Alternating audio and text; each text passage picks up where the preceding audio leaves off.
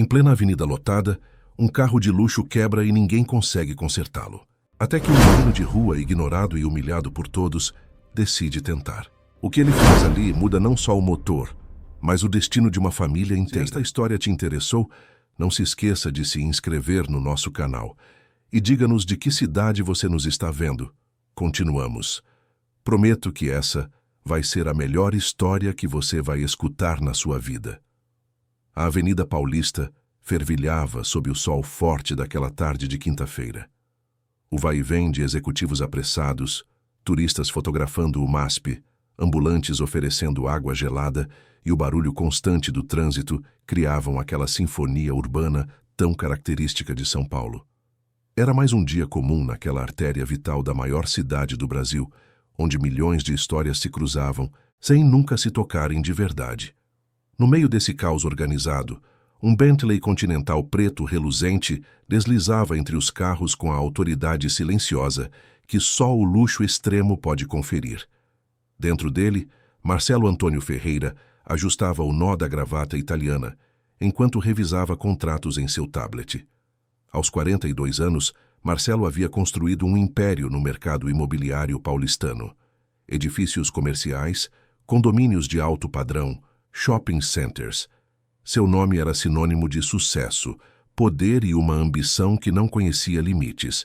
Ao seu lado, Viviane, sua assistente pessoal há 5 anos, organizava a agenda do dia seguinte em seu notebook.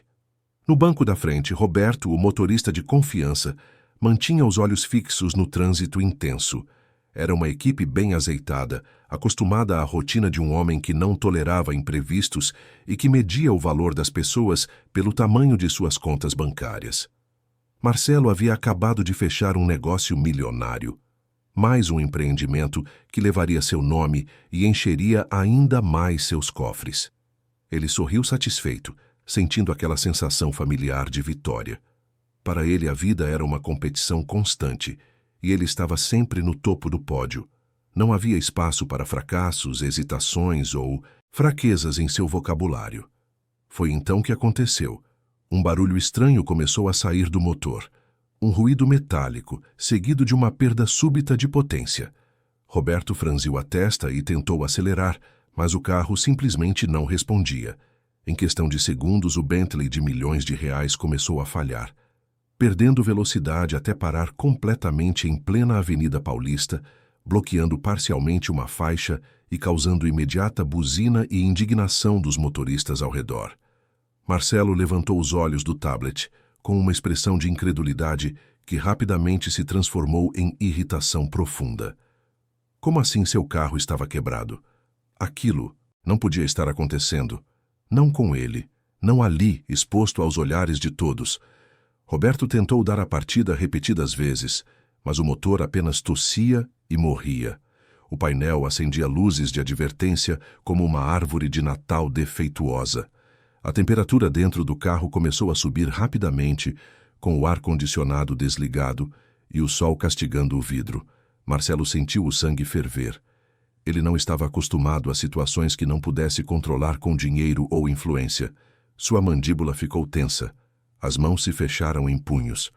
Com um movimento brusco, abriu a porta e desceu do veículo, seguido por Viviane, que carregava o celular já discando para a concessionária, e Roberto, que abriu o capô do carro com uma expressão de derrota antecipada.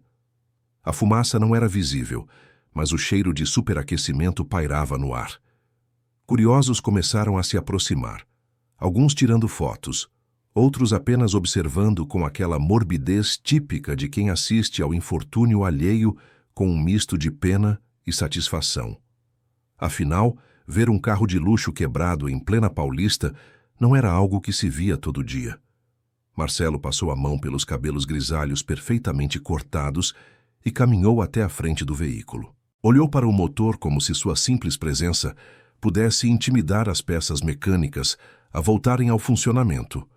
Roberto mexia em cabos e checava conexões com a perícia limitada de quem dirigia, mas não consertava. Viviane desligou o telefone com uma expressão preocupada. A ligação que Marcelo temia estava prestes a ser feita. Ela se aproximou dele com cautela, conhecendo bem seu temperamento volátil. Senhor Marcelo, a concessionária informa que o mecânico oficial está preso em um acidente na Marginal. Pode demorar pelo menos 2 horas para chegarem aqui, disse ela com a voz controlada, tentando amenizar o impacto da notícia. Marcelo virou-se para ela com os olhos faiscando. 2 horas? Você está me dizendo que vou ficar aqui, neste calor, nesta avenida, esperando 2 horas? Isso é inaceitável, Viviane. Absolutamente inaceitável. Ela abaixou os olhos, acostumada com essas explosões. Vou tentar encontrar outra solução, senhor. Enquanto Marcelo descarregava sua frustração em ligações irritadas para a concessionária, exigindo soluções imediatas que ninguém podia oferecer, a pequena multidão ao redor crescia. Alguns executivos de terno pararam para observar, reconhecendo Marcelo Ferreira e trocando comentários em voz baixa. Uma situação que deveria ser apenas um contratempo mecânico estava se transformando em um espetáculo público, e isso corroía Marcelo por dentro. Foi nesse momento que ele apareceu. Entre as pernas dos adultos, um menino pequeno se aproximou. Não devia ter mais que 10 anos, magro, com uma camiseta surrada que já foi branca, mas agora era de um cinza indefinido. Bermuda com remendos visíveis e um par de tênis tão gastos que os dedos quase apareciam na frente. Suas mãos estavam sujas de graxa, o rosto marcado por uma combinação de poeira e suor, e os cabelos negros despenteados caíam sobre olhos castanhos extraordinariamente vivos e curiosos. O menino observou o carro quebrado com uma intensidade que contrastava com sua aparência frágil. Havia algo naqueles olhos, uma fagulha de conhecimento que ia além de sua idade. Ele se aproximou mais, ignorando os olhares de desaprovação dos adultos que o viam como um intruso inadequado naquela cena de luxo e fracasso. Marcelo estava tão absorto em sua raiva e nas ligações que não notou imediatamente a presença do garoto. Foi Roberto quem o viu primeiro e fez um gesto com a mão para que se afastasse, assumindo que era apenas mais um pedinte ou vendedor ambulante mirins que povoavam a cidade. Mas o menino não se afastou. Ao contrário, deu mais um passo à frente e, com uma voz clara que cortou o murmúrio da multidão, disse: "Eu posso consertar." O silêncio que se seguiu foi quase cômico. Marcelo interrompeu sua ligação no meio de uma frase e virou-se lentamente, como se não tivesse certeza de ter ouvido direito. Seus olhos encontraram um menino sujo parado ao lado de seu Bentley e, por um momento, ele simplesmente não conseguiu processar a cena. "O quê?" ele perguntou, sua voz carregada de descrença e um início de desdém. O menino não se intimidou. Ergueu o queixo, com uma dignidade surpreendente para alguém tão pequeno, e repetiu: "Eu posso consertar o carro. Sei o que está errado." A reação foi imediata e brutal. Marcelo soltou uma risada curta, sem humor, que foi rapidamente ecoada por alguns dos homens de terno que observavam a cena. Um deles, um empresário do setor financeiro que Marcelo reconheceu vagamente de eventos sociais, se aproximou com um sorriso irônico. "Olha só, Marcelo, parece que encontramos seu mecânico", ele disse, provocando risos entre os presentes. Outro homem de blazer azul marinho e óculos de grife juntou-se à zombaria. "Deve estar cobrando uns R$ 5 pela consulta. Pechincha para um Bentley." As gargalhadas se espalharam como um vírus cruel. Marcelo sentiu-se encorajado pela aprovação dos pares. Ele olhou para o menino de cima, seus olhos percorrendo as roupas gastas, as mãos sujas, os pés nos tênis rasgados. Tudo naquele garoto representava tudo o que Marcelo havia deixado para trás e desprezava: pobreza, vulnerabilidade, insignificância. "Garoto, você sabe quanto custa esse carro?" Marcelo perguntou, sua voz pingando condescendência. "Esse veículo vale mais do que você vai ganhar em toda a sua vida. Você acha mesmo que pode consertar algo assim?" O menino não respondeu imediatamente. Seus olhos percorreram o motor exposto com uma concentração que parecia fora de lugar em alguém tão jovem. Quando finalmente falou, sua voz era calma, quase suave. "Eu trabalho com meu pai desde os 6 anos. A gente tem um ateliê mecânico no Capão Redondo. Sei como motores funcionam. Não importa se é um Bentley ou um Gol velho. Motor é motor." A multidão riu ainda mais alto. Um Bentley e um Gol eram a mesma coisa? A ingenuidade do menino era ao mesmo tempo patética e divertida para aqueles homens acostumados a medir o valor das coisas apenas pelo preço. Viviane, observando a cena com crescente desconforto, tocou levemente o braço de Marcelo. Senhor, talvez devêssemos apenas esperar o mecânico oficial, ela sugeriu baixinho. Mas Marcelo estava entrando em um território perigoso. Seu ego, ferido pela situação humilhante de estar parado na Paulista, com um carro quebrado, encontrou uma válvula de escape perfeita, humilhar alguém ainda mais fraco. E a plateia crescente, composta por outros homens de poder, apenas alimentava seu desejo de reassumir o controle através do ridículo. O empresário do setor financeiro se aproximou mais, claramente se divertindo. Por que não deixar o garoto tentar, Marcelo? Vai ser um entretenimento enquanto esperamos. Ele fez uma pausa dramática. Ou melhor ainda, que tal uma aposta? Os olhos de Marcelo brilharam com uma luz perigosa. Uma aposta? Claro, o homem continuou, alimentando a crueldade coletiva. Se o moleque conseguir consertar seu carro, você dá um dinheiro para ele. Mas se não conseguir, ele tem que admitir aqui, na frente de todo mundo, que é um mentiroso que queria chamar a atenção. A sugestão foi recebida com aprovação entusiástica pelos presentes. Era o tipo de entretenimento cruel que pessoas entediadas e poderosas às vezes buscam para se sentirem superiores. Marcelo considerou a proposta por apenas um segundo antes de sorrir, aquele sorriso frio que não chegava aos olhos. Ele se virou para o menino, que permanecia parado, observando tudo com uma expressão difícil de decifrar. Ouviu isso, garoto? Se você realmente consertar meu carro, te dou R$1.000. Mas se não conseguir, você vai admitir alto e bom som que é um mentiroso. Topa? O menino olhou para Marcelo por um longo momento. Naqueles olhos castanhos havia algo que Marcelo não soube identificar. Não era medo, embora devesse haver. Não era arrogância, embora o desafio pudesse sugerir. Era algo mais profundo. Mais sério? Era a dignidade de quem não tinha nada a perder, mas tudo a provar. Eu topo, o menino disse simplesmente. Mas quando eu consertar, você vai pagar na frente de todo mundo também. A ousadia da resposta arrancou mais risadas, mas também um murmúrio de surpresa. O garoto tinha coragem, isso era inegável. Marcelo estendeu a mão em um gesto exagerado de concordância e o menino a apertou com força surpreendente para alguém tão pequeno. Então está feito, Marcelo anunciou para a plateia crescente, que agora incluía pessoas filmando com celulares. Um acordo entre cavalheiros. A ironia do termo não passou despercebida por alguns, mas a maioria estava interessada demais no espetáculo que se desenrolava para questionar a ética da situação. Ali estava um menino de rua, sujo e descalço no imaginário coletivo, desafiando um dos homens mais ricos de São Paulo.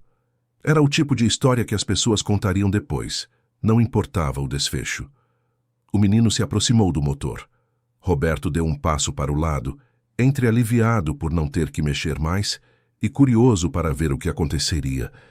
O garoto colocou as mãos pequenas sobre o metal aquecido e começou a examinar com uma precisão que imediatamente chamou a atenção de quem observava mais de perto. Seus dedos percorriam mangueiras, checavam conexões, testavam tensões. Não eram movimentos aleatórios de alguém fingindo saber o que fazia. Era um exame metódico, profissional, quase ritual.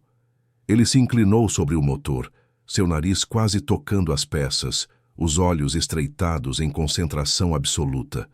A multidão, que esperava uma farsa rápida e um final humilhante, começou a ficar intrigada.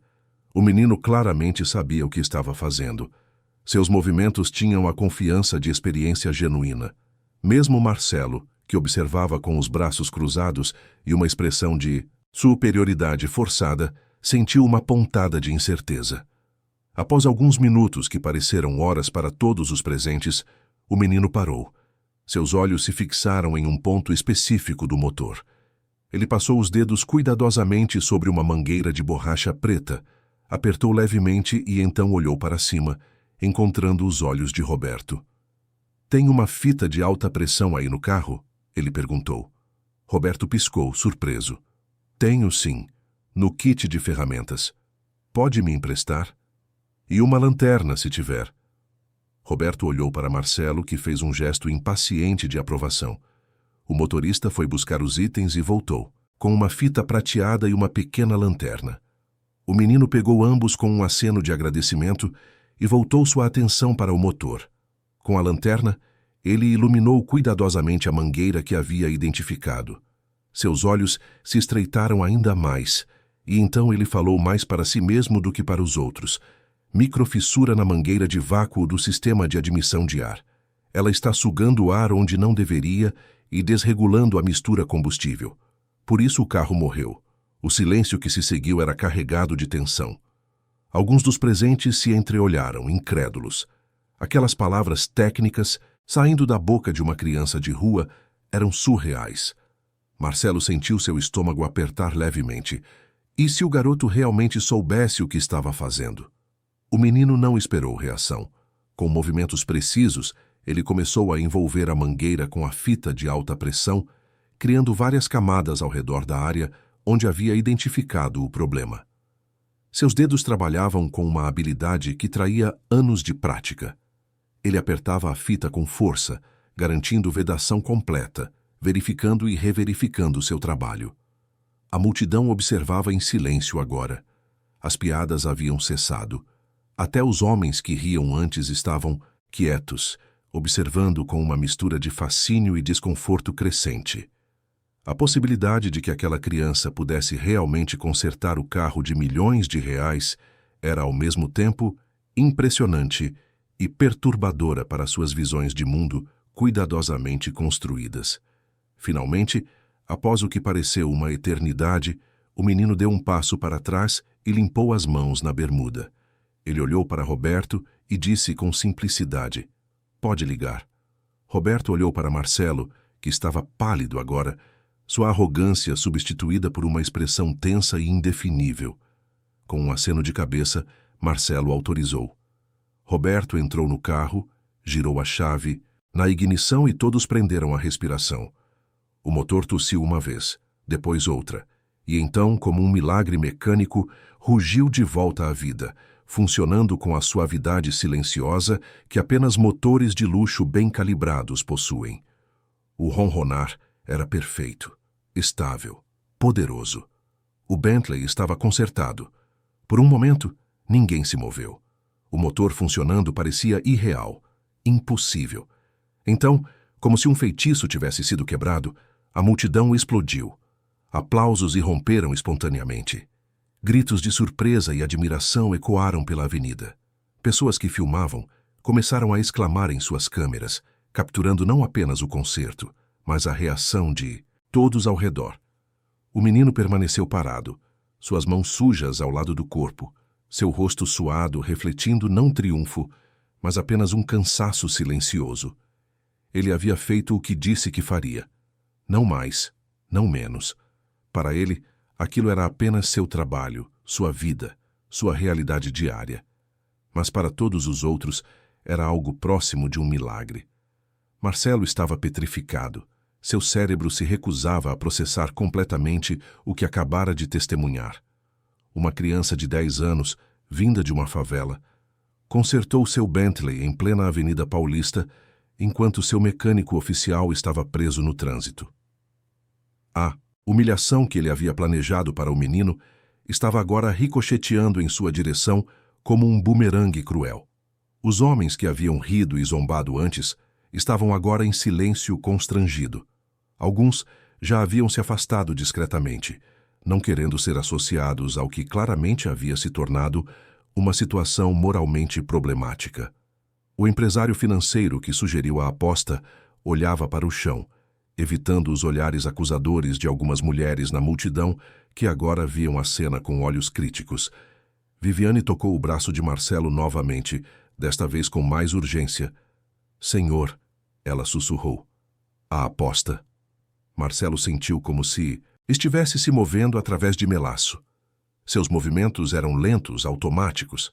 Ele tirou a carteira do bolso interno do terno, retirou 10 notas de R$100 e caminhou até o menino.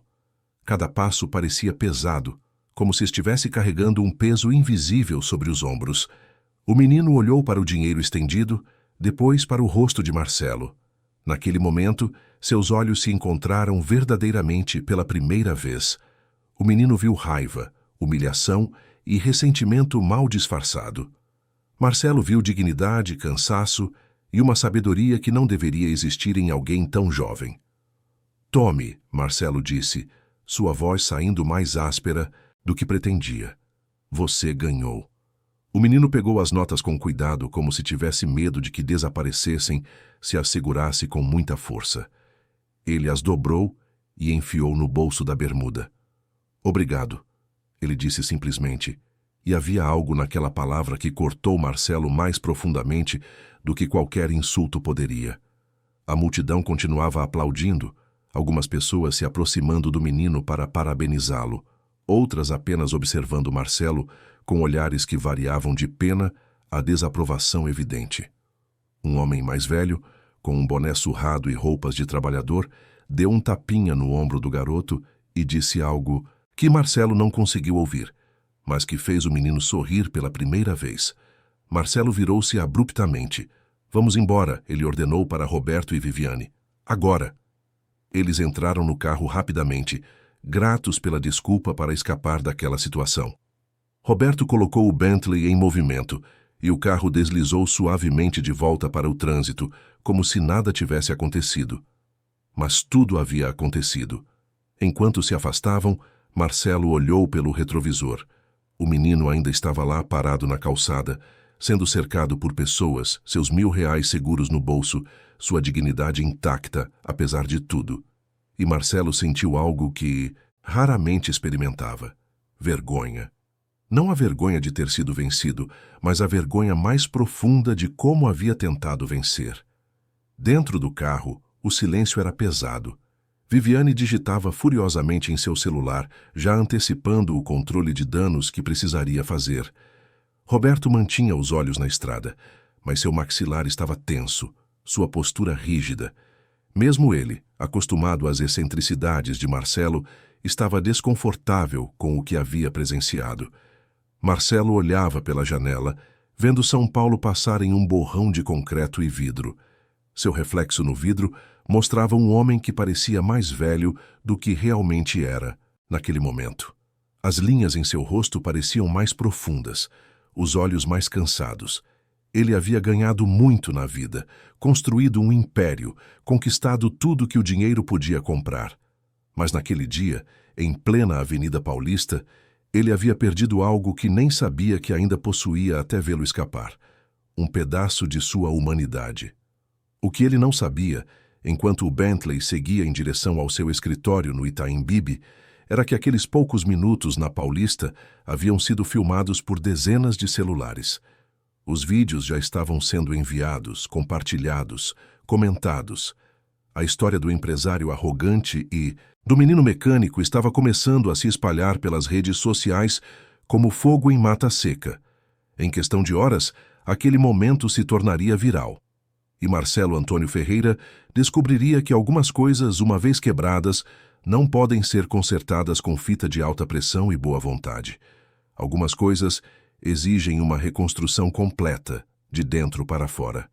Mas isso ele ainda não sabia.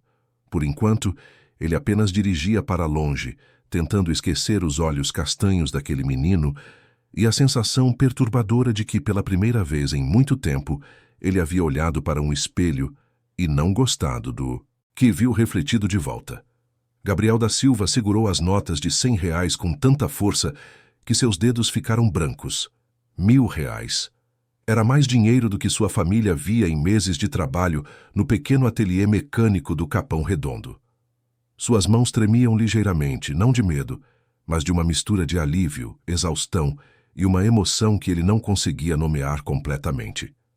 Ao seu redor, a multidão aos poucos se dispersava, mas algumas pessoas ainda permaneciam, querendo conversar com o menino que havia realizado aquele feito improvável. Uma senhora de cabelos grisalhos e sorriso gentil ofereceu-lhe água.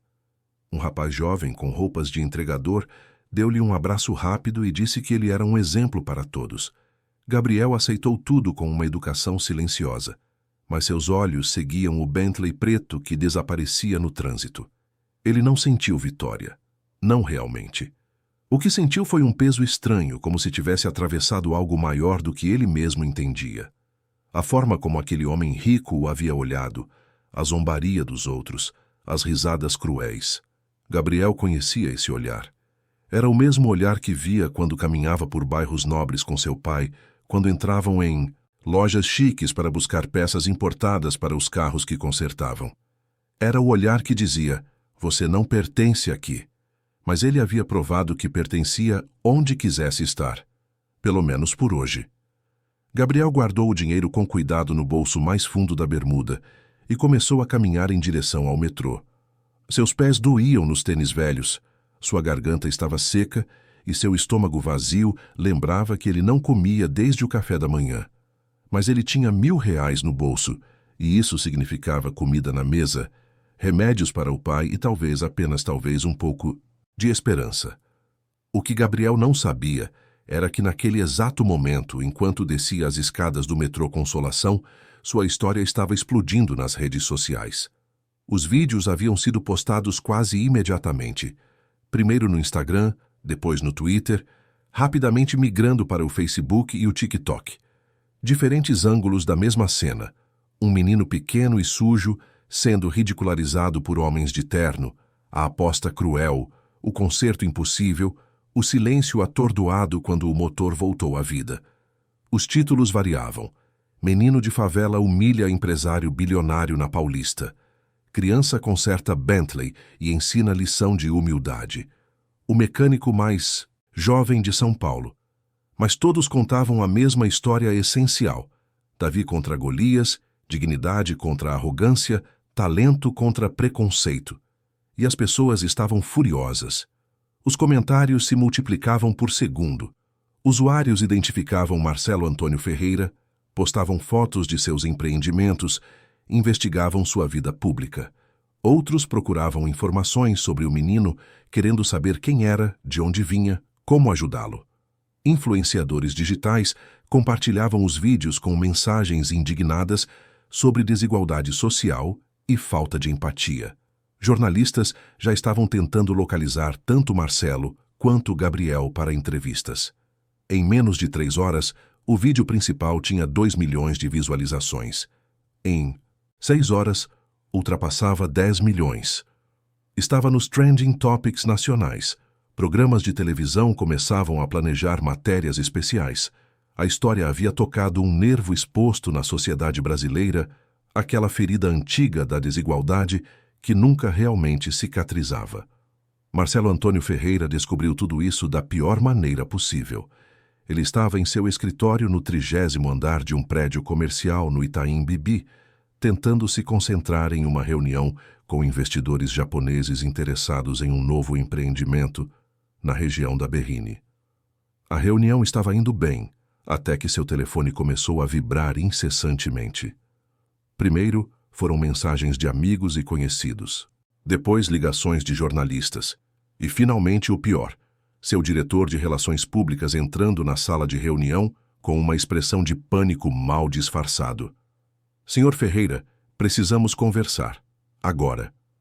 Marcelo pediu desculpas aos japoneses e saiu da sala. No corredor, longe de ouvidos indiscretos, seu diretor de RP mostrou-lhe o celular. Marcelo viu a si mesmo, filmado de vários ângulos, humilhando uma criança. Viu as risadas, o desdém, a arrogância. Viu o momento em que o menino consertou o carro e sua própria expressão de humilhação mal disfarçada. E viu os números, milhões de visualizações, dezenas de milhares de comentários, a maioria furiosa, chamando-o de monstro, de elitista, de tudo que ele nunca havia imaginado ser chamado publicamente. Seu estômago despencou. Suas mãos ficaram frias. Pela primeira vez em décadas, Marcelo Antônio Ferreira sentiu medo genuíno.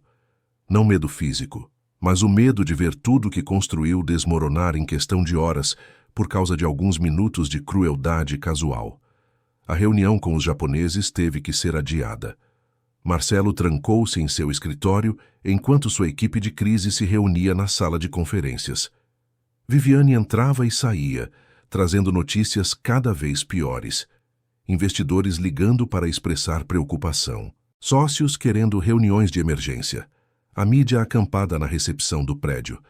Marcelo sentou-se em sua cadeira de couro italiano, aquela que custou mais que um carro popular, e pela primeira vez em muitos anos não soube o que fazer. Ele sempre tivera respostas, sempre controlara narrativas, sempre comprara sua saída de problemas. Mas isso era diferente.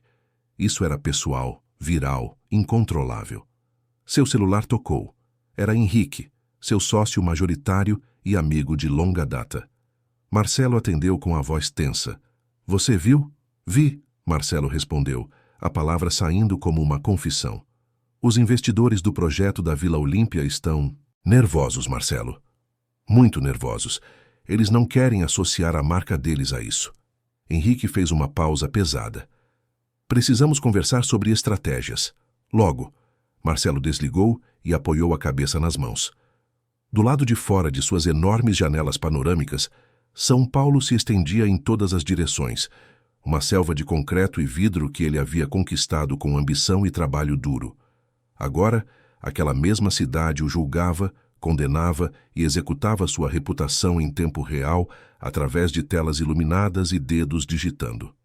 Enquanto o império de Marcelo começava a tremer em suas fundações, Gabriel chegava em casa. O ateliê mecânico do Silva ficava em um terreno pequeno no Capão Redondo, zona sul de São Paulo. Era um espaço modesto, com chão de cimento rachado, paredes manchadas de graxa e ferramentas organizadas em prateleiras improvisadas. Mas era limpo, organizado e funcionava como o coração da família.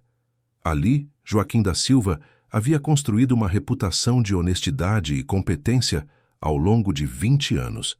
Gabriel entrou pelo portão lateral e encontrou seu pai sentado em uma cadeira de plástico, a coluna arqueada em um ângulo doloroso, que se tornou permanente após um acidente 5 anos atrás. Joaquim tinha 40 e 2 anos, mas parecia ter 50. Os cabelos negros começavam a esbranquiçar nas têmporas. As mãos calejadas contavam histórias de décadas de trabalho manual, e seus olhos castanhos, tão parecidos com os do filho, carregavam um cansaço que ia além do físico. "Pai", Gabriel disse baixinho, e algo na voz do menino fez Joaquim levantar o olhar imediatamente. "O que foi, filho? Aconteceu algo?" Gabriel puxou as notas do bolso ainda dobradas, levemente amassadas. Joaquim olhou para o dinheiro como se fosse uma aparição. Sua boca se abriu, mas nenhum som saiu inicialmente. "De onde você tirou isso?" E então, Gabriel contou. Contou sobre o carro de luxo quebrado na Paulista, sobre o homem rico e arrogante, sobre a aposta humilhante, sobre o concerto. Sua voz era monótona, quase mecânica, como se estivesse relatando fatos que haviam acontecido com outra pessoa. Mas suas mãos tremiam enquanto falava, traindo a emoção que tentava conter. Joaquim ouviu tudo em silêncio. Quando Gabriel terminou, o pai se levantou com dificuldade, a dor da coluna visível em cada movimento, e abraçou o filho com força. Gabriel, que havia se mantido composto durante toda a provação, finalmente se permitiu sentir. Seus ombros tremeram, e lágrimas silenciosas rolaram por seu rosto sujo de graxa. "Você fez certo, filho", Joaquim sussurrou, sua própria voz embargada. "Você provou seu valor, mas esses R$1.000 custaram mais do que dinheiro, não custaram?" Gabriel assentiu contra o peito do pai. "Custaram. Custaram sua inocência, custaram um pedaço de sua confiança no mundo, custaram a certeza de que trabalho duro e talento eram suficientes. Ele havia aprendido que o mundo podia ser cruel, que as pessoas podiam ser mesquinhas, que dignidade tinha um preço que nem sempre era pago de boa vontade. A porta da casa que ficava nos fundos do ateliê se abriu e Rosa da Silva apareceu, limpando as mãos em um avental desbotado. Ela tinha 38 anos, cabelos pretos presos em um coque simples e olhos que viam tudo. Ao ver o marido abraçando o filho, com aquele dinheiro nas mãos, ela soube imediatamente que algo significativo havia acontecido. "O que houve?" Joaquim olhou para a esposa e fez um gesto para que se aproximasse. Juntos, os três entraram na casa pequena, mas impecavelmente limpa. Ana Clara, a irmã de Gabriel de 7 anos, estava sentada no chão da sala desenhando em um caderno velho. Ela olhou para cima e sorriu ao ver o irmão, mas o sorriso vacilou quando percebeu as lágrimas em seu rosto. A família se sentou à mesa da cozinha, aquela mesa de fórmica amarela que era testemunha de todas as conversas importantes, todas as decisões difíceis, todos os momentos que definiam suas vidas. E Gabriel contou a história novamente, desta vez com mais detalhes, mais emoção, permitindo que a família visse não apenas o que aconteceu, mas como o fez sentir. Rosa chorou abertamente. Joaquim cerrou os punhos com uma raiva impotente contra um mundo que humilhava crianças por diversão. Ana, Clara não entendendo completamente, mas sentindo a gravidade do momento, segurou a mão do irmão com força. R$ 1.000, Rosa repetiu, olhando para o dinheiro como se fosse tanto uma bênção quanto uma maldição. É tanta coisa, Gabriel. Podemos comprar comida, remédios para seu pai, aqueles livros que você precisa para a escola. Mas Joaquim balançou a cabeça lentamente. Não se trata só do dinheiro, Rosa. Trata-se do que nosso filho teve que passar para consegui-lo. Ele fez uma pausa, olhando para Gabriel com orgulho e tristeza misturados. Mas você se comportou com dignidade, filho. Você não deixou que eles tirassem isso de você. E isso vale mais que todo o dinheiro do mundo. Naquela noite, a família comeu uma refeição melhor do que haviam comido em meses. Rosa comprou carne, arroz especial, feijão de qualidade. Mas mesmo com a comida boa na mesa, havia uma tensão no ar. Um peso não dito. Gabriel mal tocou em seu prato, seus olhos distantes, sua mente claramente em outro lugar. Foi apenas quando estavam prestes a dormir que Rosa percebeu as notificações em seu celular antigo. Mensagens de conhecidos, links sendo enviados, pessoas perguntando se aquele era seu Gabriel no vídeo. Curiosa e confusa, ela abriu o primeiro link e viu seu filho na tela. Viu a multidão, ouviu as risadas cruéis, assistiu ao milagre mecânico se desenrolar.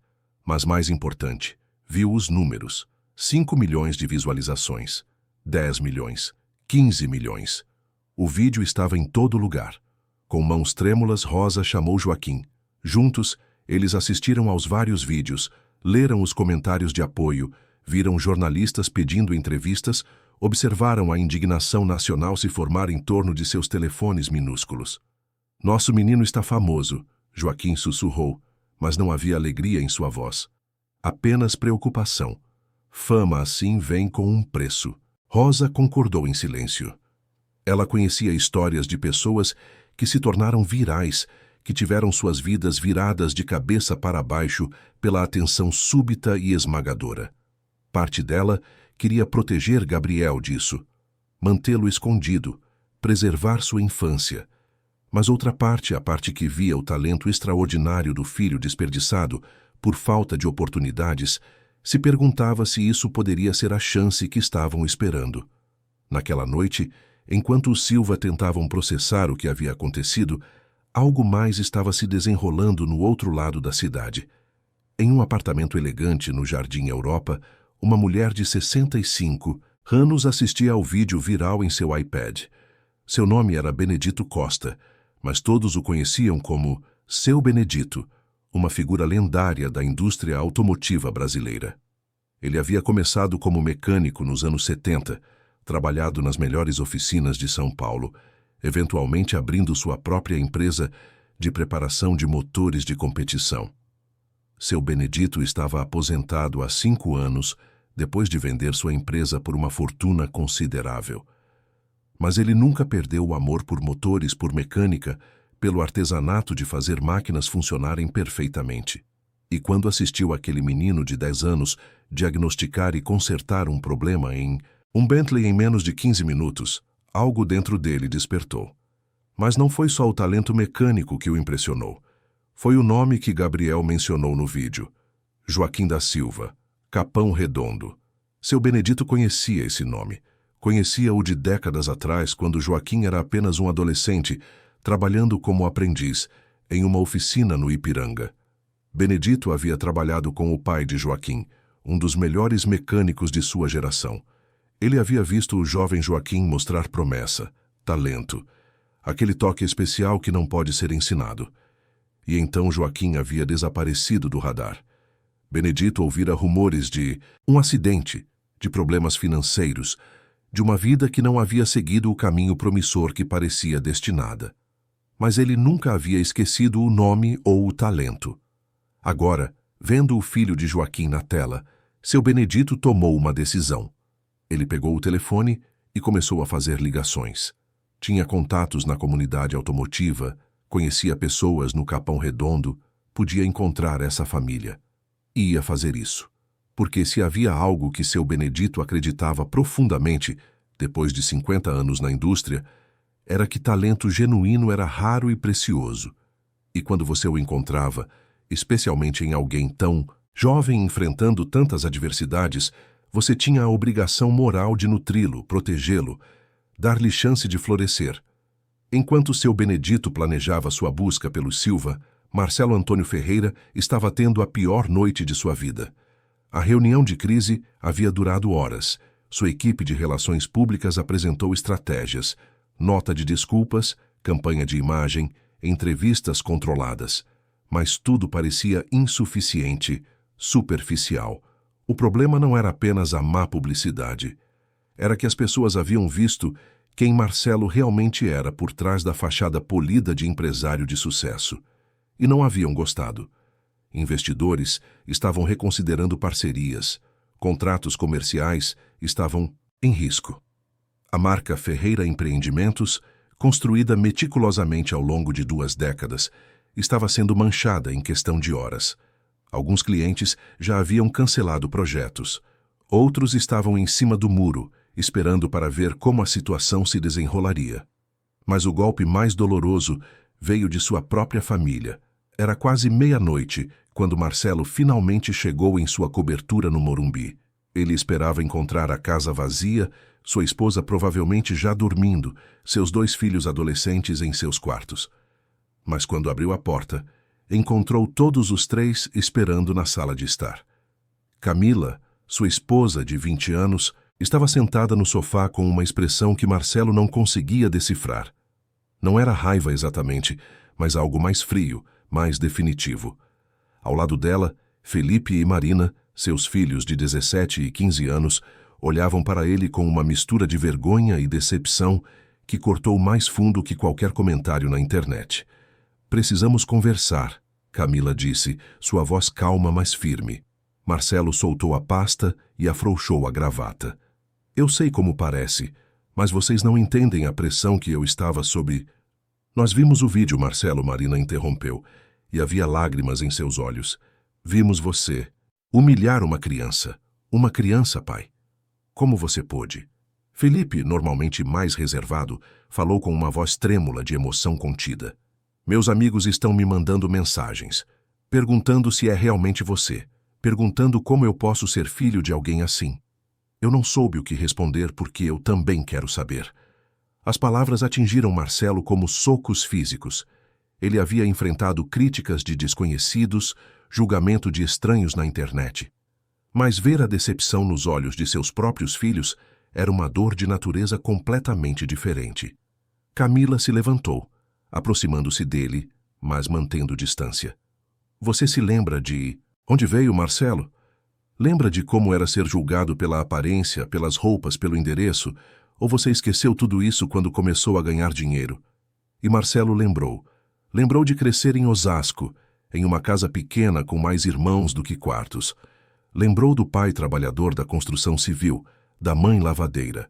Lembrou de ser ridicularizado na escola por usar roupas de brechó, de ser tratado como inferior por professores que assumiam que ele não chegaria a lugar nenhum. Lembrou de prometer a si mesmo que seria diferente, que teria sucesso, que mostraria a todos. E em algum lugar, ao longo do caminho de sua ascensão meteórica, ele havia se tornado exatamente o tipo de pessoa que costumava desprezá-lo. "Eu não esqueci", ele disse baixinho, mas a defesa soava oca até para seus próprios ouvidos. "Então como você pôde fazer aquilo com aquele menino?" Camila perguntou, e pela primeira vez em anos Marcelo viu sua esposa chorar. Como você se tornou exatamente o tipo de pessoa que nos fazia sofrer? Marcelo não tinha resposta. Ficou ali parado em sua sala de estar luxuosa, cercado por tudo que o dinheiro podia comprar, e se sentiu completamente vazio. Seus filhos o olhavam como se fosse um estranho. Sua esposa chorava por um homem que talvez nunca existiu ou que havia sido perdido há muito tempo. A família foi dormir em silêncio tenso.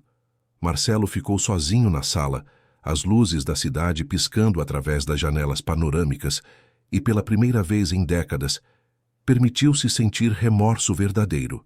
Não remorso pelo impacto em seus negócios, mas remorso pela crueldade, pela falta de empatia, por ter se tornado o tipo de pessoa que ele jurou nunca ser. Ele pensou no menino, Gabriel. Nem sabia seu nome completo. Pensou nos olhos castanhos, na dignidade tranquila, na coragem de enfrentar humilhação pública por uma chance de provar seu valor. Pensou em como aquele garoto de 10 anos tinha mais caráter em seu dedo mindinho do que Marcelo havia demonstrado em 42 anos de vida. E Marcelo começou a entender que algumas pontes, uma vez queimadas, requerem mais do que desculpas superficiais para reconstruir. Requerem mudança real, ações concretas, transformação genuína. A questão era, ele estava disposto a fazer isso? Estava disposto a se despir de toda a arrogância, todo o elitismo, toda a crueldade casual que havia adotado como armadura contra o mundo?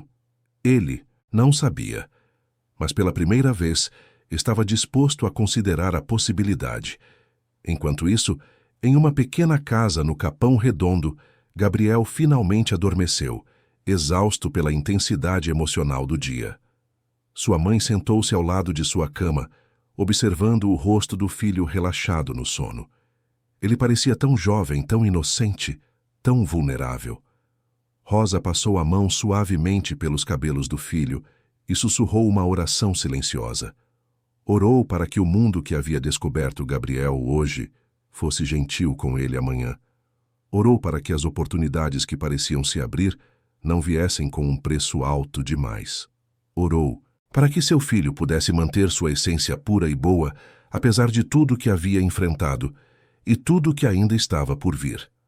Porque Rosa sabia, com a sabedoria de uma mãe que havia visto muito da vida, que a história de Gabriel e Marcelo estava apenas começando.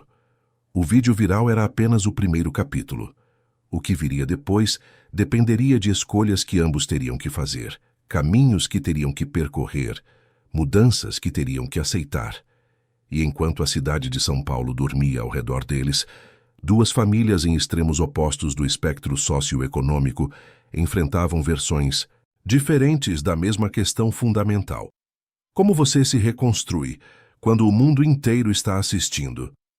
Para Gabriel, seria uma questão de manter sua dignidade e talento enquanto navegava por uma atenção que não pediu. Para Marcelo, seria uma questão de recuperar a humanidade que havia perdido em sua escalada ao topo. E para ambos, o amanhecer traria desafios que nenhum deles estava preparado para enfrentar. O dia amanheceu com uma luz pálida, que mal conseguia atravessar a poluição de São Paulo. Marcelo Antônio Ferreira acordou no sofá de sua própria casa, o corpo dolorido pela posição desconfortável e pelo peso emocional que carregava. Camila não havia permitido que ele dormisse no quarto. As crianças mal olhavam em sua direção no café da manhã. A cobertura luxuosa, com seus acabamentos importados e vista privilegiada, parecia uma prisão dourada. Ele checou o celular com medo. As notificações continuavam chegando, implacáveis. O vídeo havia ultrapassado 20 milhões de visualizações. Programas de televisão estavam discutindo o caso. Artigos de opinião estavam sendo publicados em grandes jornais. Sociólogos falavam sobre desigualdade social.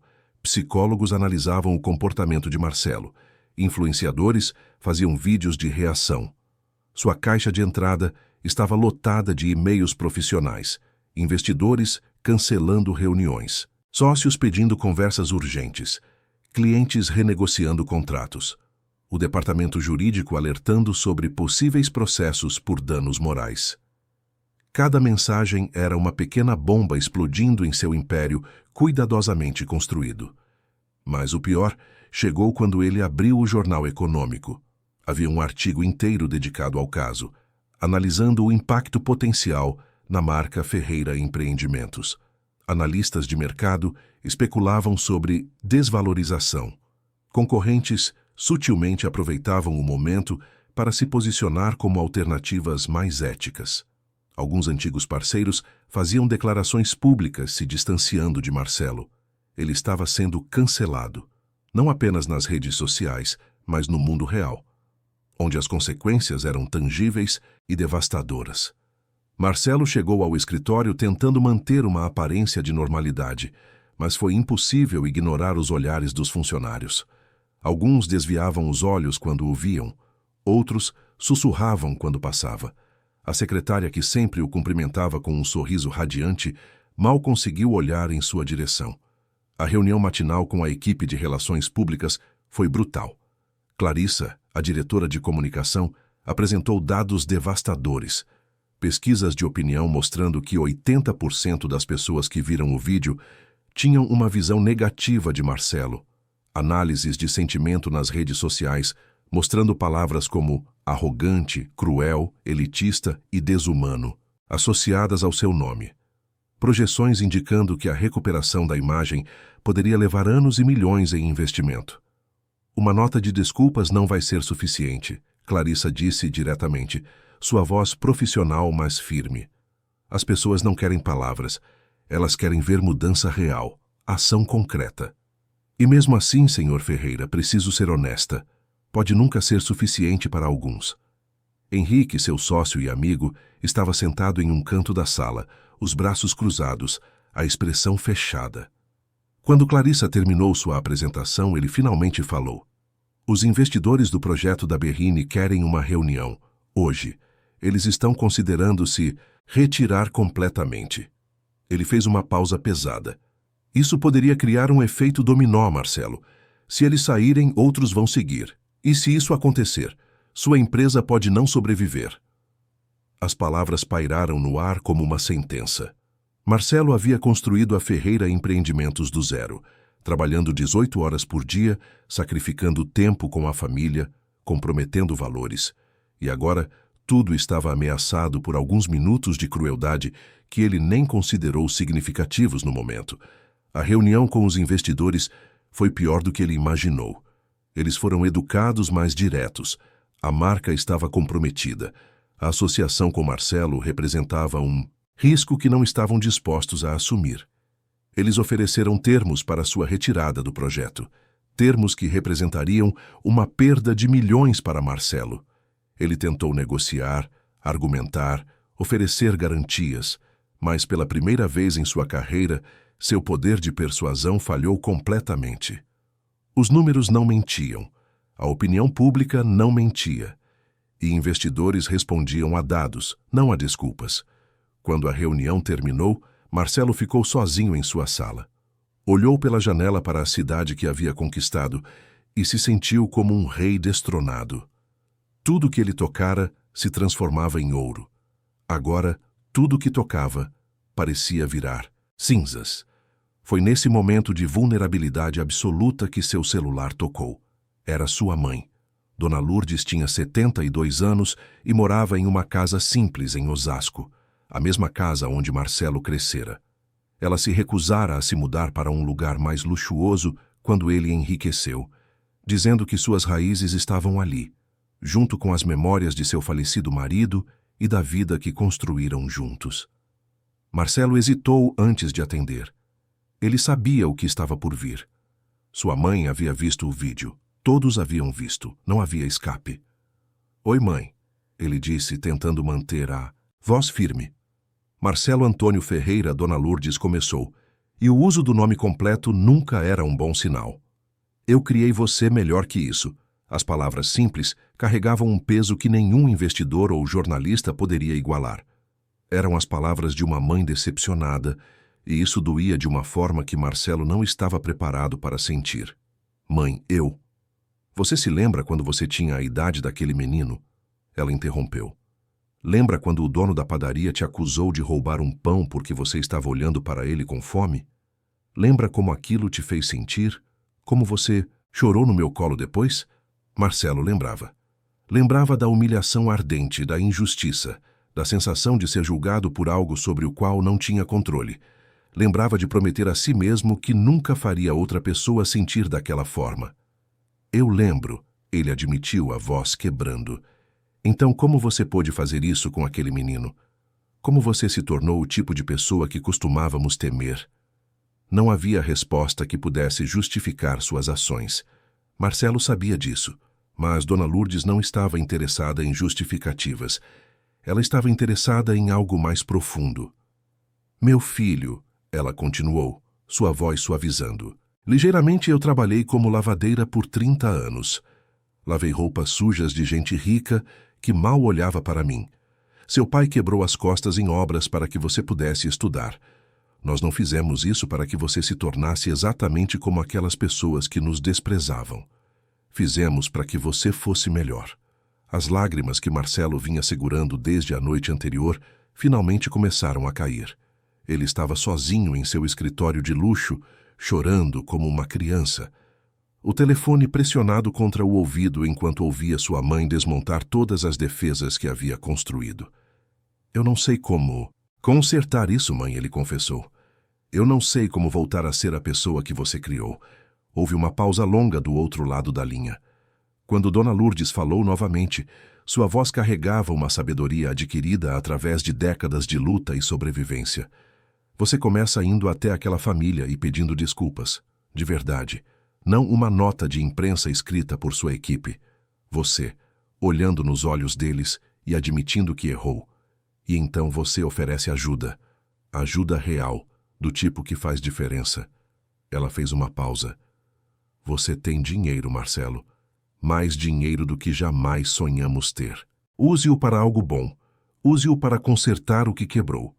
Mas, e se eles não aceitarem? E se for tarde demais? Então pelo menos você terá tentado. E talvez, só talvez, você comece a se reconhecer no espelho novamente.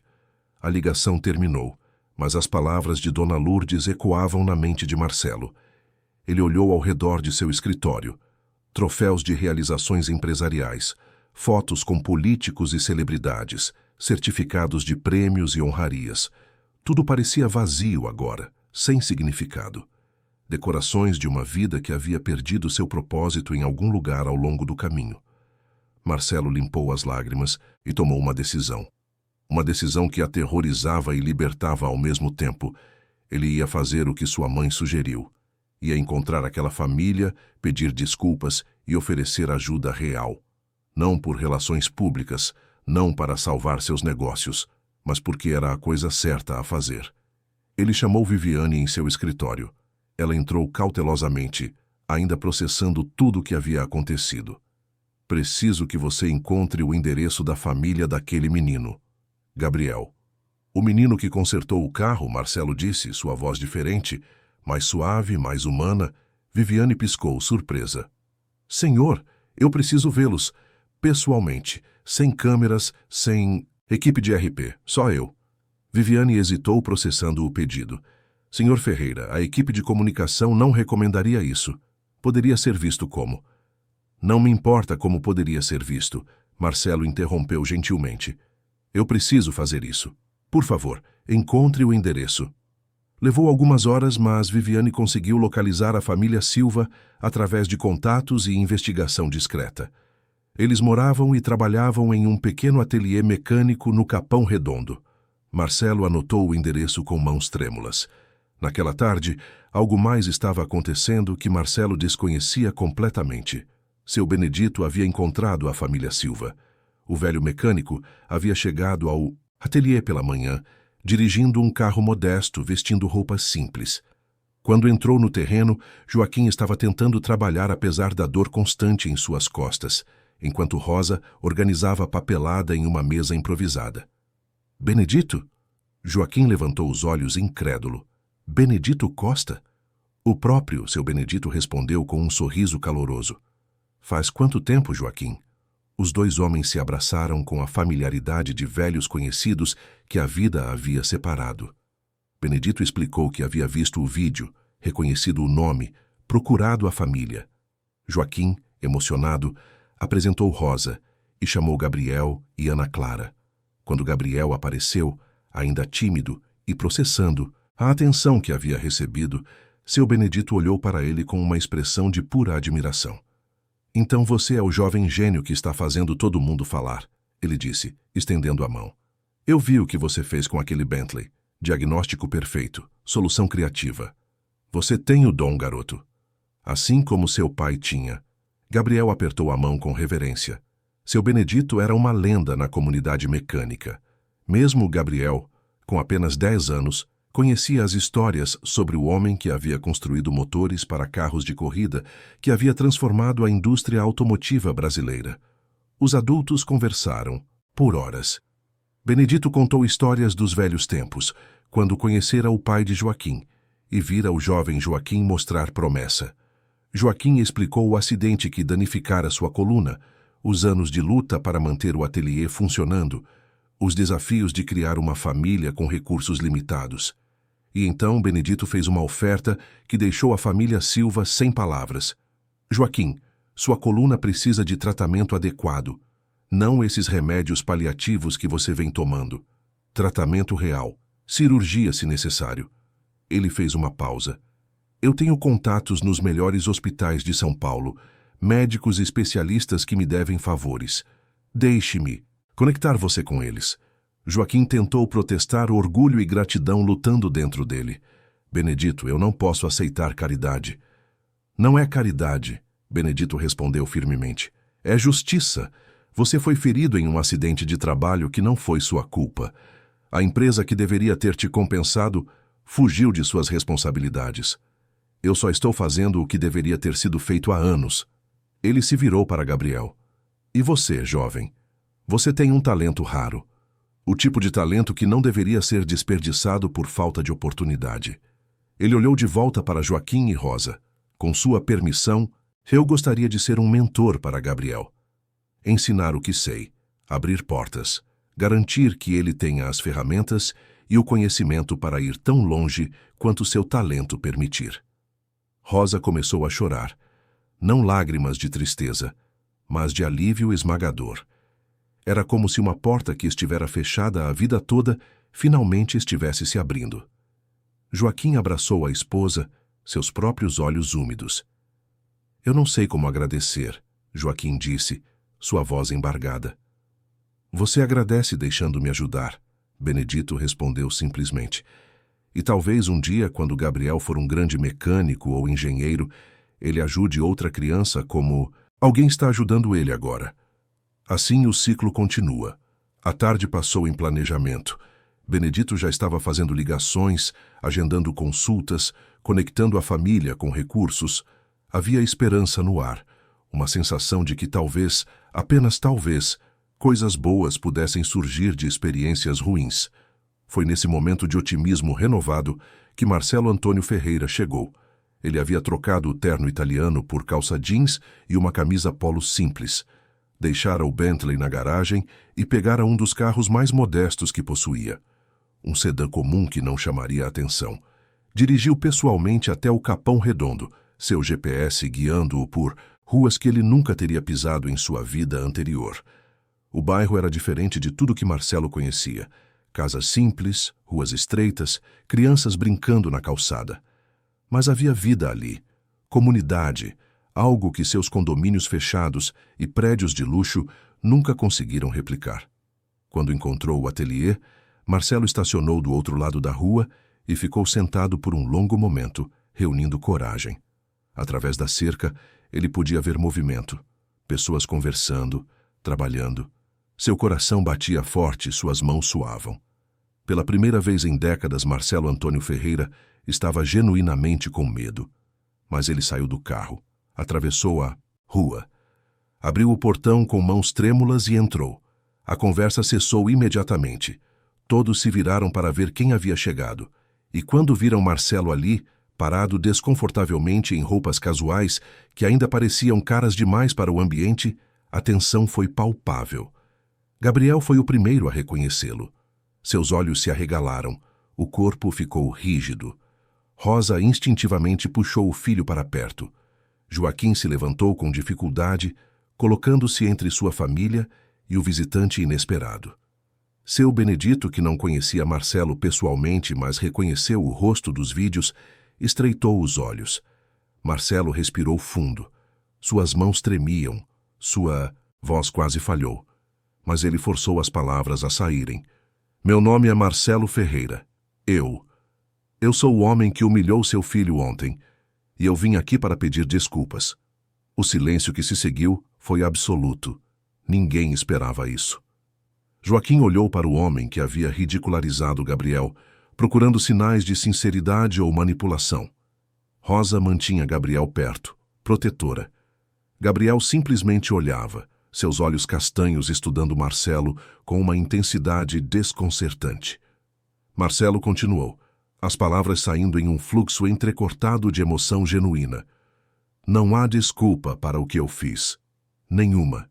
Eu estava frustrado, com raiva, e descontei em uma criança que só estava tentando ajudar.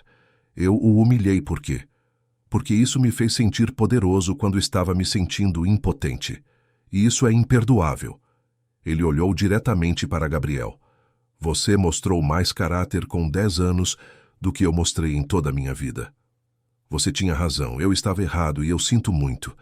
Profundamente e verdadeiramente, eu sinto muito. As lágrimas começaram a cair pelo rosto de Marcelo e não eram lágrimas calculadas para efeito. Eram lágrimas de remorso genuíno, de vergonha real, de um homem confrontando a pior versão de si mesmo. Joaquim trocou olhares com Rosa. Seu Benedito observava tudo com expressão neutra, mas atenta. E Gabriel? Gabriel simplesmente continuava olhando para Marcelo com aqueles olhos que viam muito mais do que uma criança deveria ver. Por que você está aqui? Joaquim finalmente perguntou, sua voz cautelosa. Para salvar sua imagem? Para fazer um vídeo de desculpas que sua equipe de marketing possa usar? Não. Marcelo balançou a cabeça veementemente. Não há câmeras. Não há equipe. Só eu. E eu vim por quê? Porque minha mãe me fez lembrar de quem eu costumava ser antes de me tornar. Isso. Ele gesticulou vagamente para si mesmo. Eu vim porque preciso tentar consertar o que quebrei, mesmo que seja impossível. Rosa falou pela primeira vez, sua voz firme, mas não hostil.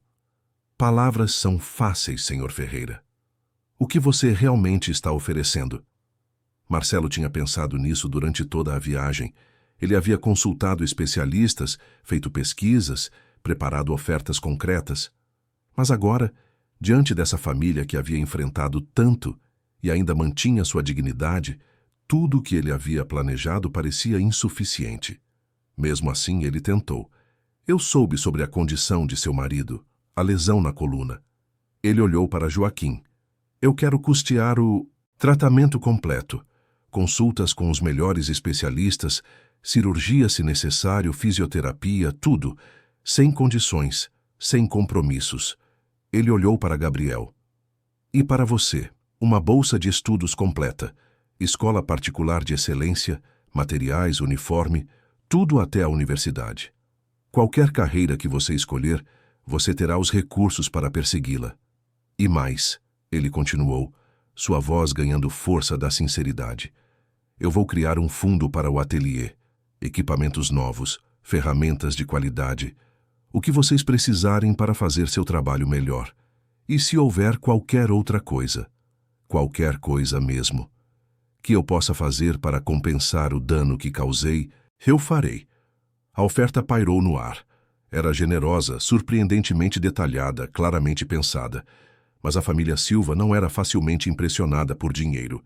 Eles haviam aprendido que o que realmente importava não podia ser comprado. Seu Benedito quebrou o silêncio. Posso fazer uma pergunta, Sr. Ferreira? Marcelo assentiu, ansioso. Por que agora? Por que não simplesmente fazer uma transferência bancária anônima e seguir com sua vida? Por que vir aqui, se expor assim? Marcelo pensou cuidadosamente antes de responder. Porque transferências bancárias não mudam quem você é.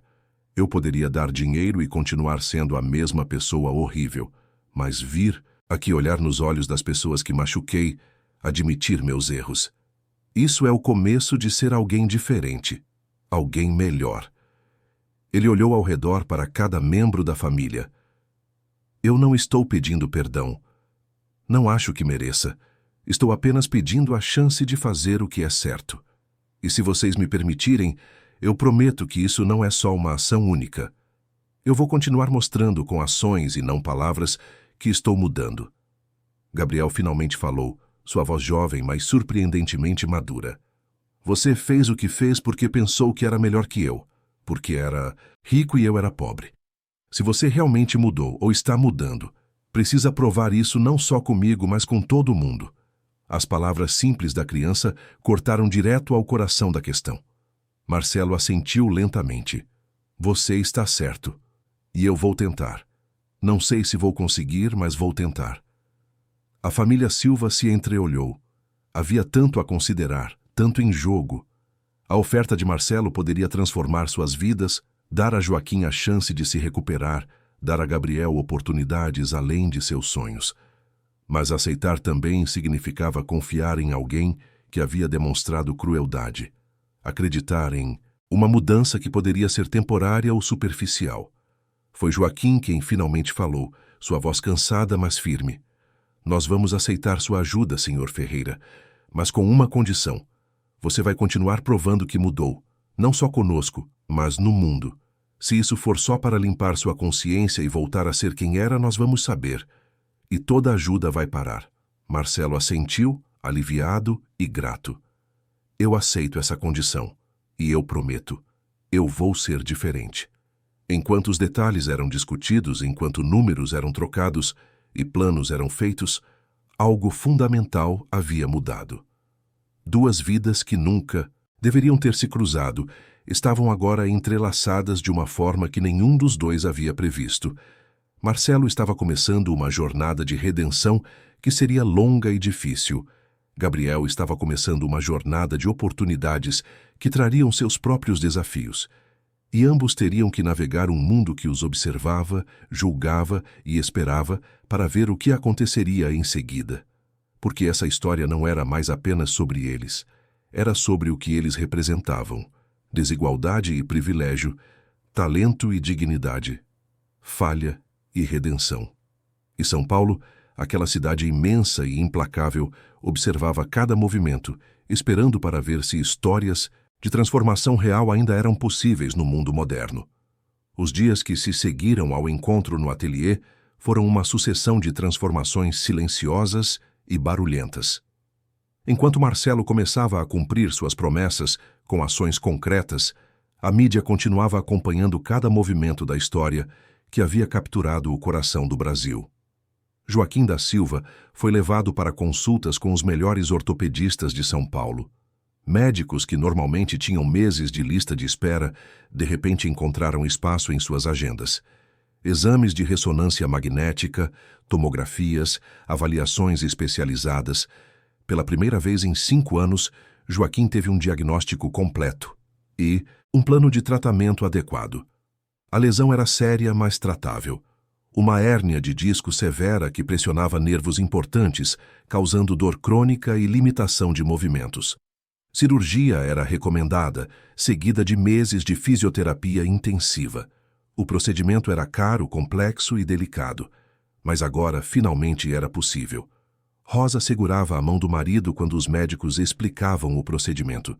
Ela havia passado anos observando Joaquim sofrer em silêncio, trabalhando apesar da dor, tomando analgésicos que apenas mascaravam o problema.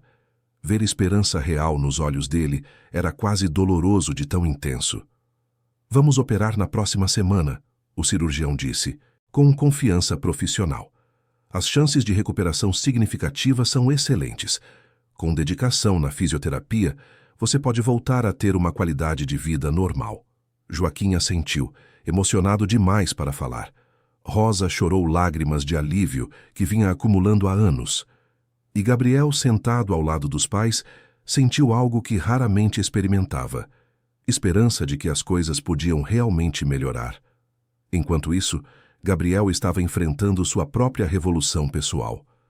A bolsa de estudos prometida por Marcelo materializou-se rapidamente em uma matrícula no Colégio São Francisco, uma das instituições de ensino mais respeitadas de São Paulo. era um mundo completamente diferente do que Gabriel conhecia. No primeiro dia de aula, Rosa passou horas ajudando o filho a se preparar. O uniforme novo, os livros impecáveis, a mochila de qualidade. Gabriel olhou para seu reflexo no espelho e mal se reconheceu. Aquele menino de roupas limpas e tênis novos parecia um estranho. "Você vai ficar bem", Rosa disse, ajeitando o colarinho de sua camisa pela 10ª vez. "Você é inteligente, talentoso e tem tanto a oferecer quanto qualquer criança lá." Mas Gabriel estava com medo. Medo de não se encaixar. Medo de ser julgado por onde vinha. Medo de que seus novos colegas o vissem como um menino pobre que viralizou na internet. Medo de perder quem ele era no processo de se tornar quem poderia ser. A escola era impressionante. Edifícios modernos, laboratórios de última geração, campos esportivos impecáveis. Os outros alunos chegavam em carros importados, carregavam gadgets caros, falavam sobre viagens internacionais. Gabriel se sentia como um peixe fora d'água, mas aconteceu algo inesperado. Alguns dos estudantes reconheceram Gabriel do vídeo viral. E ao contrário do que ele temia, eles o trataram com respeito genuíno. Queriam saber sobre mecânica, sobre como ele havia aprendido tanto tão jovem, sobre como era consertar carros. Um garoto chamado Felipe, coincidentemente o filho de Marcelo, foi particularmente amigável. Ele se aproximou de Gabriel no intervalo, oferecendo ajuda para navegar pela escola, explicando como as coisas funcionavam. Havia algo diferente em Felipe, uma humildade que Gabriel não esperava de alguém de sua posição social. "Meu pai me contou o que aconteceu", Felipe disse baixinho. "Como ele te tratou?" Ele fez uma pausa, escolhendo as palavras cuidadosamente. "Eu quero que você saiba que estou envergonhado do que ele fez, mas também estou feliz que ele está tentando ser diferente agora." Gabriel olhou para Felipe, vendo sinceridade em seus olhos. "Não foi culpa sua. Eu sei. Mas eu cresci com esses privilégios, sem nunca pensar de onde vinham ou quem estava sendo deixado para trás. Ver o que aconteceu com você me fez pensar diferente." Felipe estendeu a mão. "Amigos?" Gabriel apertou a mão, sentindo um pouco da tensão em seus ombros se dissolver. "Amigos."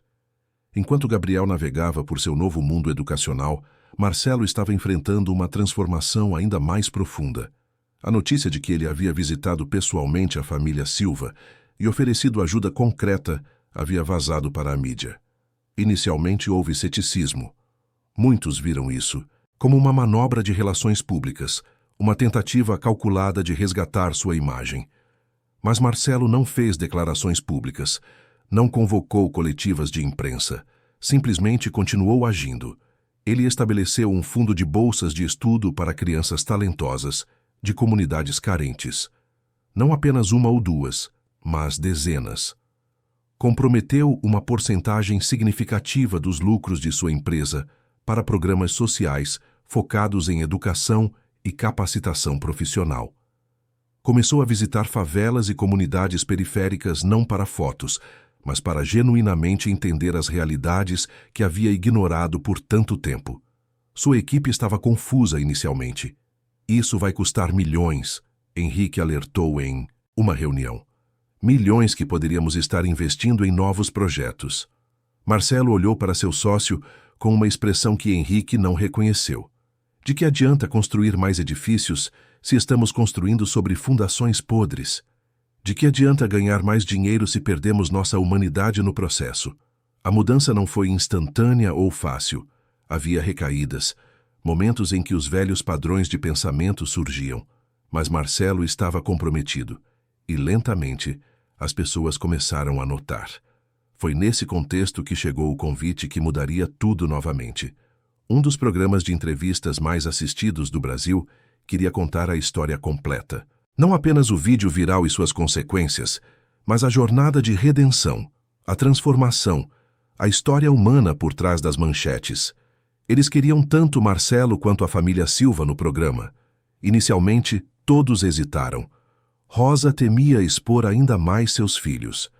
Joaquim, em recuperação pós-cirúrgica bem-sucedida, Estava preocupado com a energia que isso exigiria. Gabriel simplesmente não queria mais holofotes, e Marcelo tinha medo de que suas motivações fossem questionadas, que sua sinceridade fosse duvidada, que tudo fosse visto como performance. Mas seu Benedito, que se tornara uma presença constante na vida da família Silva, ofereceu uma perspectiva diferente durante uma visita ao ateliê. Essa história não é mais só sobre vocês, ele disse, olhando ao redor da mesa onde todos estavam reunidos. É sobre todas as famílias como a de vocês, todos os Gabriéis que existem por aí, com talento, mas sem oportunidade. É sobre todos os Marcelos que precisam ver que mudança real é possível. Ele fez uma pausa. Vocês têm a chance de inspirar mudança em uma escala maior. Isso vale a desconforto? Foi Rosa quem respondeu, sua voz firme, mas gentil.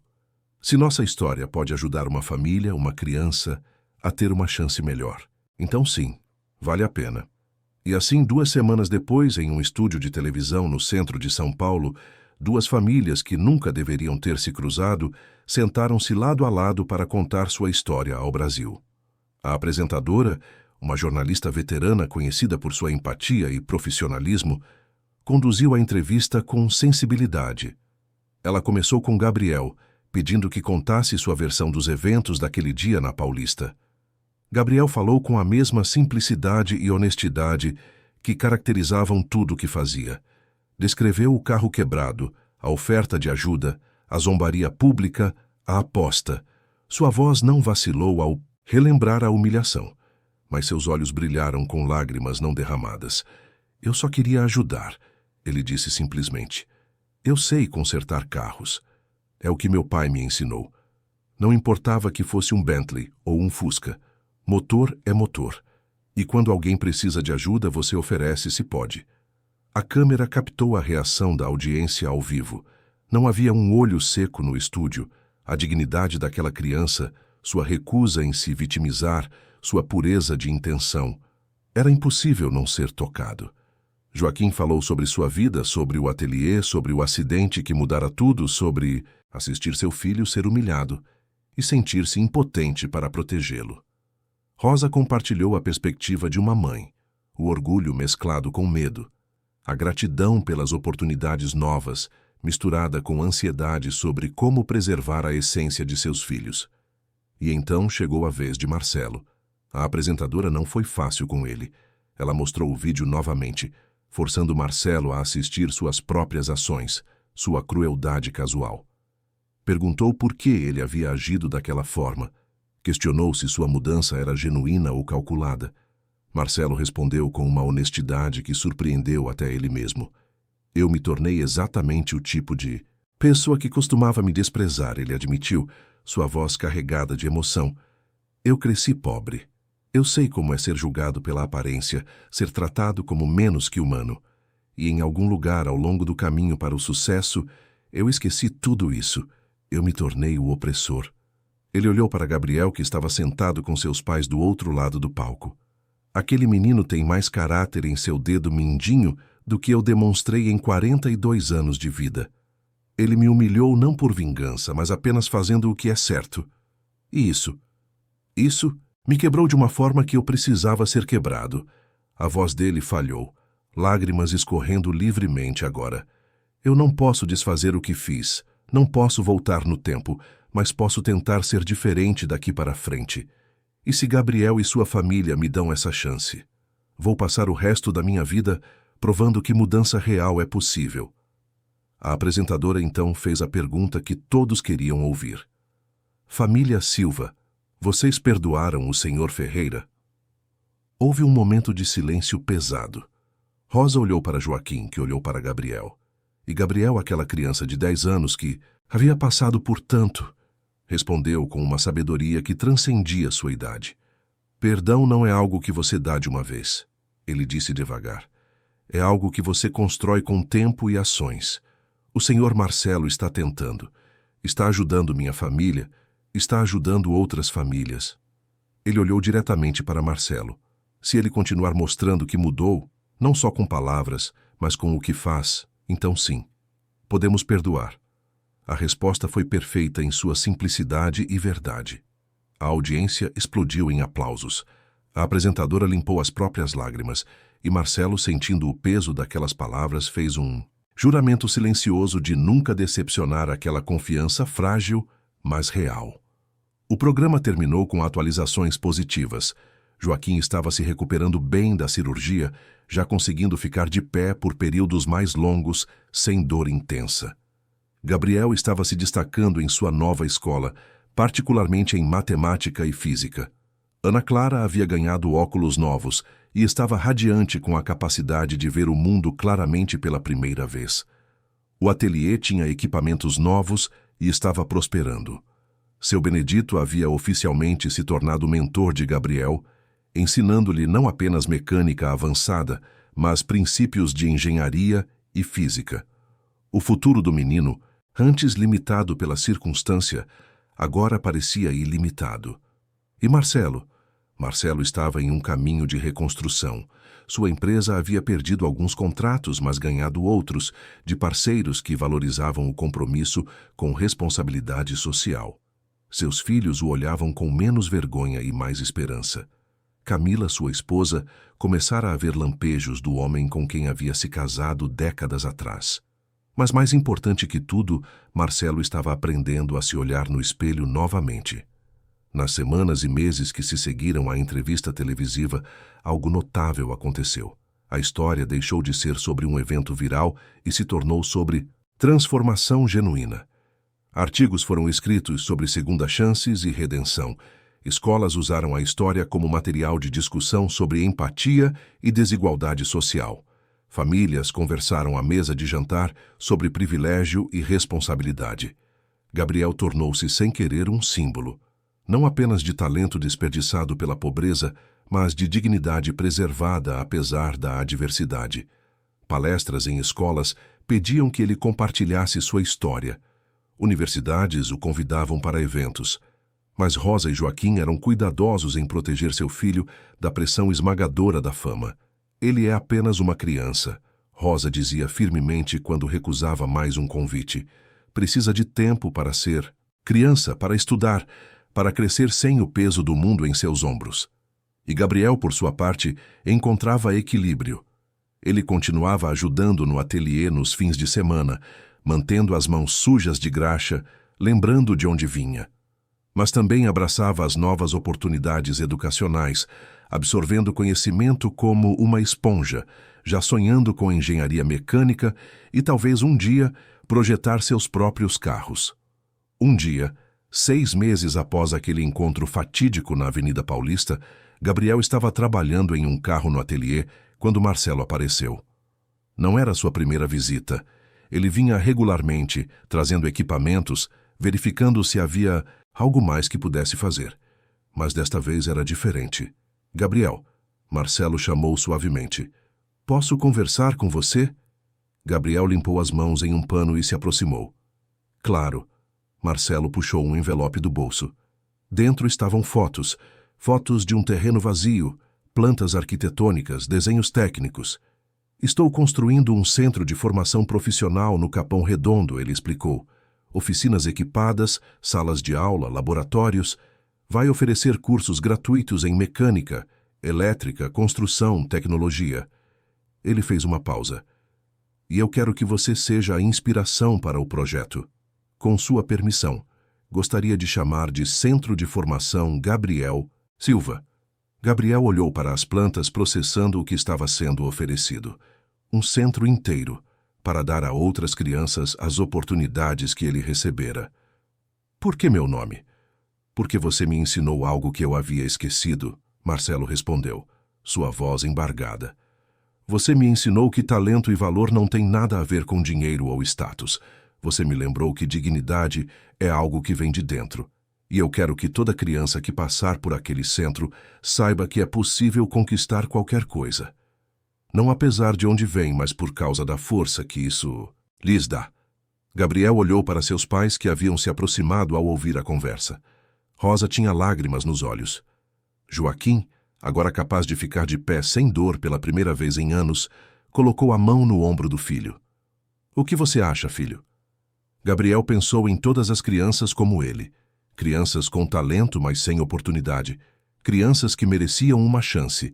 Crianças que poderiam ser o próximo engenheiro, médico, professor, líder, se apenas alguém acreditasse nelas. Eu aceito, ele disse finalmente, mas com uma condição. Qual? Que você continue visitando. Não só trazer dinheiro, mas trazer-se. Falar com as crianças, compartilhar sua história, mostrar que pessoas podem mudar, porque se você pode mudar, qualquer um pode. Marcelo estendeu a mão e Gabriel a apertou. Não era mais a mão de um empresário poderoso e uma criança pobre.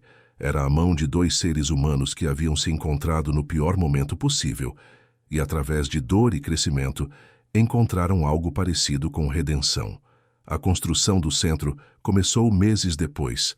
A comunidade do Capão Redondo acompanhou cada etapa, orgulhosa de que algo tão positivo pudesse surgir de suas ruas. Quando finalmente foi inaugurado, centenas de pessoas compareceram.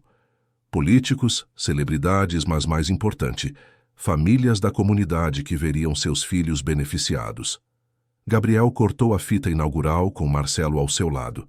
A imagem dos dois, o menino que consertara um carro e o homem que aprendera humildade, foi capa de jornais. Mas desta vez, as manchetes eram diferentes. Eram sobre esperança, transformação, o poder de segundas chances. No seu discurso de inauguração, Gabriel falou com a simplicidade que o tornara amado. Esse centro não é sobre mim, ele disse, sua voz ecoando pelo microfone. É sobre toda criança que tem um sonho, mas não tem os recursos para persegui-lo. É sobre dar chances. E é sobre lembrar que todos nós, não importa de onde viemos, temos algo valioso a oferecer ao mundo. Marcelo também falou, sua voz quebrando várias vezes. Eu estava quebrado quando conheci Gabriel, não financeiramente, mas em todos os aspectos que realmente importam. Ele me consertou de uma forma que eu nem sabia que precisava. E se este centro pode fazer por outras crianças o que Gabriel fez por mim, mostrar que há valor em todos nós, então cada centavo, cada esforço terá valido a pena. Dona Lourdes, a mãe de Marcelo, estava na plateia, lágrimas de orgulho escorrendo por seu rosto enrugado. Este era o filho que ela havia criado. O homem bom que ela sempre soube que existia sob as camadas de ambição e arrogância. Ele havia se perdido por um tempo, mas encontrara o caminho de volta. E isso para ela era o verdadeiro sucesso. Os anos passaram.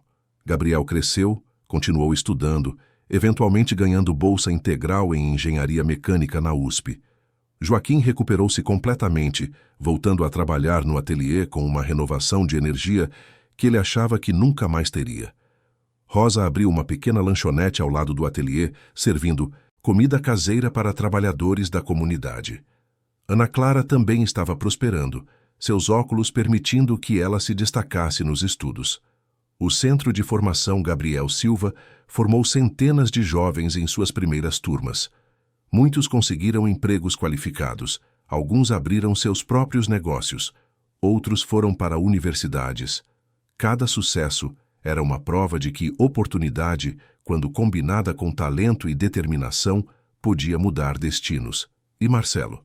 Marcelo continuava seu trabalho. A Ferreira Empreendimentos havia se tornado líder não apenas em construção, mas em responsabilidade social. Cada novo projeto incluía componentes de impacto comunitário. A empresa contratava ativamente de comunidades carentes, oferecia programas de treinamento, investia em educação. Sua imagem pública fora reconstruída, mas não através de marketing, através de ações consistentes ao longo de anos, através de mudança genuína que as pessoas podiam ver e sentir. Ele nunca seria perfeito. Havia dias em que os velhos padrões ameaçavam ressurgir, mas agora ele tinha algo que não tinha antes: consciência e compromisso com algo maior que si mesmo. Em um dia ensolarado, 5 anos após aquele encontro fatídico na Avenida Paulista, Gabriel visitou Marcelo em seu escritório. Agora, com 15 anos, Gabriel era alto, confiante, articulado, mas ainda tinha aqueles mesmos olhos castanhos que viam a verdade das coisas. Vim agradecer, Gabriel disse simplesmente. Marcelo olhou para o jovem que havia se tornado, sentindo emoção familiar apertar sua garganta. Você não precisa me agradecer. Eu que deveria estar eternamente grato a você. Não, Gabriel insistiu, não pela ajuda financeira, embora isso tenha mudado nossas vidas, mas por ter tido coragem de mudar, por ter mostrado que é possível ser melhor. Isso significou mais que tudo. Os dois homens. Um que havia começado com tudo e perdido sua alma, outro que começara com nada, mas mantivera sua dignidade. Olharam um para o outro com respeito mútuo e compreensão profunda. Somos todos obras em progresso, Marcelo disse finalmente. Você me ensinou isso, e eu espero continuar aprendendo pelo resto da minha vida. Gabriel sorriu. Então, continuaremos aprendendo juntos, e de certa forma isso resumia tudo. A história não era sobre um vilão se tornando herói. Não era sobre uma vítima sendo resgatada. Era sobre dois seres humanos, separados por circunstâncias, mas unidos por uma experiência que forçou ambos a crescerem além de quem eram. Era sobre uma sociedade que assistiu e aprendeu que mudança genuína é possível, mas requer mais do que palavras. Requer ação sustentada, humildade real e disposição para confrontar as partes mais feias de nós mesmos. Era sobre a compreensão de que talento existe em todos os lugares, nas favelas e nas mansões, nas ruas sujas e nos escritórios polidos. A única diferença é oportunidade. E quando oportunidade encontra talento, quando empatia substitui preconceito, quando sociedades escolhem elevar ao invés de oprimir, milagres podem acontecer. A história de Gabriel e Marcelo tornou-se parte do tecido cultural de São Paulo. Era contada em escolas, discutida em universidades, referenciada em debates sobre política social. Não porque era única. Havia muitos Gabriéis e muitos Marcelos no mundo, mas porque foi capturada, compartilhada e, finalmente, transformada em algo que inspirou mudança real. E talvez esse seja o verdadeiro legado de tudo o que aconteceu naquele dia na Avenida Paulista. Não a viralização, não a controvérsia, não até mesmo a redenção individual, mas o reconhecimento coletivo de que todos nós somos capazes tanto de grande crueldade quanto de grande bondade, e que a escolha entre as duas define não apenas quem somos, mas que tipo de mundo construímos juntos. Gabriel cresceria para se tornar um engenheiro renomado, eventualmente projetando sistemas sustentáveis para comunidades de baixa renda. Joaquim voltaria a ser o mecânico respeitado que sempre fora, seu ateliê prosperando e treinando a próxima geração. Rosa expandiria sua lanchonete para um pequeno restaurante que se tornaria ponto de encontro da comunidade. Ana Clara se tornaria professora, dedicada a educar crianças como ela mesma fora. E Marcelo? Marcelo continuaria construindo. Mas não apenas edifícios.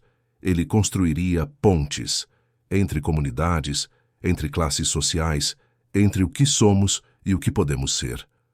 Sua fortuna seria usada não para acumular mais, mas para elevar outros. E embora nunca pudesse apagar completamente aqueles minutos de crueldade na Paulista, ele passaria o resto de sua vida demonstrando que um momento não define uma vida. Nossas escolhas depois desse momento é que definem. A cidade de São Paulo continuaria sendo o que sempre foi: caótica, desigual, vibrante, desafiadora, mas em algum lugar em meio ao concreto e ao trânsito, em um ateliê no Capão Redondo e em um centro de formação que levava o nome de uma criança corajosa, havia esperança. Esperança de que histórias podem ter finais diferentes. Esperança de que pessoas podem mudar. Esperança de que talento pode vencer privilégio. E esperança de que, às vezes, os encontros mais improváveis podem levar às transformações mais profundas. Anos depois, quando alguém perguntasse a Gabriel sobre aquele dia que mudou tudo, ele responderia com a sabedoria de quem viveu a experiência. Não foi sobre o carro que consertei. Foi sobre as pessoas que encontrei, as escolhas que fizemos e a compreensão de que todos nós carregamos tanto a capacidade de ferir quanto de curar. O que fazemos com essa capacidade? Isso é o que realmente importa. E Marcelo, quando perguntado sobre o dia que o quebrou e reconstruiu, diria simplesmente: Eu encontrei um menino que me ensinou que dignidade não tem preço, e aprendi que nunca é tarde demais para se tornar a pessoa que você deveria ter sido o tempo todo. Suas histórias, entrelaçadas por acaso e transformadas por escolha, tornaram-se um lembrete para todos que as ouviram. Um lembrete de que em uma cidade de 20 milhões de pessoas, em um país marcado por desigualdade, em um mundo frequentemente cruel, ainda há espaço para empatia, crescimento e redenção. E que às vezes, apenas às vezes, os encontros mais improváveis na Avenida Paulista podem mudar não apenas vidas individuais, mas iluminar verdades universais sobre quem somos e quem podemos escolher ser.